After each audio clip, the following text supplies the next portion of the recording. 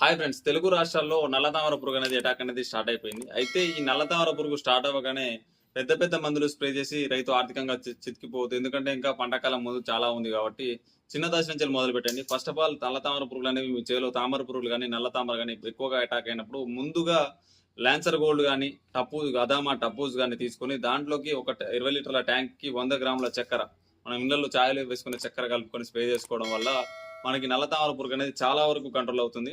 ఈ తామర పురుగులు ఎందుకు వస్తాయి, మొక్కలపైన ఎందుకు దాడి చేస్తాయి అన్న పూర్తి వివరాలు మన తెలుగు యువరైతు యూట్యూబ్ ఛానల్లో తామర పురుగుల జీవిత చక్రం అనే ఒక ఫుల్ వీడియో ఉంటుంది. దాన్ని ఎలా కంట్రోల్ చేసుకోవాలని, ఆ తర్వాత మీరు ఓఎస్ఏ ప్లస్ ఆముదం ప్లస్ మన ప్లాంట్ పూసిన 3 కలిపి స్ప్రే చేసుకోవడం వల్ల మొక్కల్లో రెస్పిరేషన్ అనేది తగ్గి మొక్కల్లో ఇమ్యూనిటీ అనేది పెరిగి ఈ తామర పురుగుల అటాక్ అనేది చాలా వరకు దక్కుతుంది. ఆ తర్వాత మీరు ఏదైనా ఒక చిన్న మందు రోగోర్ కానీ మెలాథియన్ కానీ ఇలాంటి మందులు స్ప్రే చేసుకోవడం వల్ల పైపాటుగా మీ లోకల్లో దొరికే ఆయిల్ స్ప్రే చేసుకోవడం వల్ల ఈ తామర పురుగుని కంట్రోల్ చేయొచ్చు. దీని గురించి ఫుల్ వీడియో